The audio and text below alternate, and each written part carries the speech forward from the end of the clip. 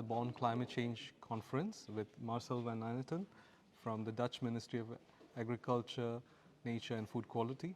So Marcel, last time we met was at COP26 in Glasgow, where you helped launch Clim-Eat to address the gap in linking science and policy.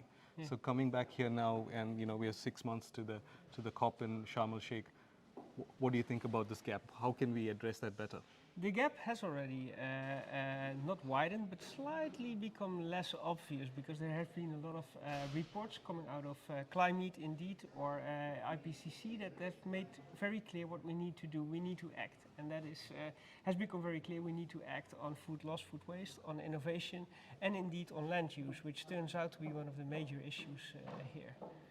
And today here, what will you be doing? What we'll be doing is we'll be hosting a side event with indeed members from the scientific community, from negotiators, and with NGOs, civil society, to see how we can actually make the dots come together.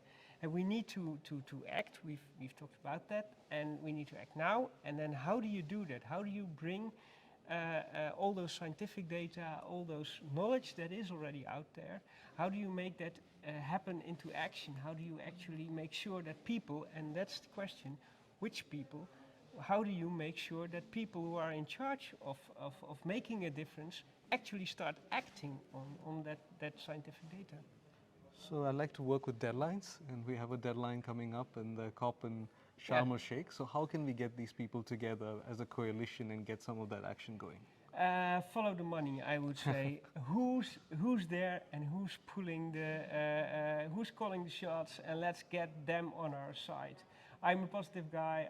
I'm an optimist. I believe we can do it. So if we get together, like Clim-Eat and countries and scientific community, we have actually a very good case to sell to the people actually pulling the strings and talking the money. So I think let's get Davos to Sharm el-Sheikh or something like that, but something like that. Thank you, Marcel.